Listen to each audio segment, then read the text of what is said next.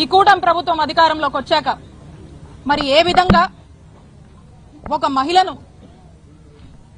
వివస్త్రణకు గురి చేసి ఎంత దారుణమైనటువంటి ఘటన చోటు చేసుకుందో మనం అందరం కూడా చూసాము, విన్నాము.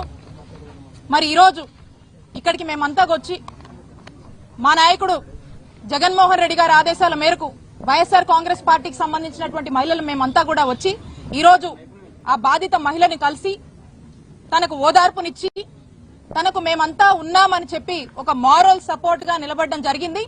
అలాగే వారి కుటుంబాన్ని కూడా పరామర్శించి అసలు ఏం జరిగింది, ఈ గొడవ ఎలా మొదలైంది, ఏమేం జరిగింది అని వారి మాటల్లో అడిగి తెలుసుకోవడం జరిగింది.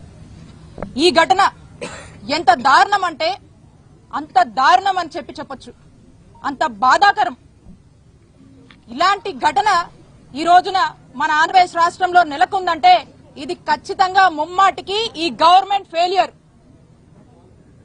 పోలీసులంటే భయం లేక అధికార మదంతో మితిమీరిపోయి ఎక్కడ ఇంత కూడా కొంచెం కూడా ఇది తప్పు అని ఆదం మర్చిపోయి మరి టీడీపీ నాయకులు ఏ విధంగా కూడా ఈ మహిళ మీద వారి యొక్క కుటుంబం పట్ల వ్యవహరించారో మనం అందరం కూడా చూస్తున్నాము.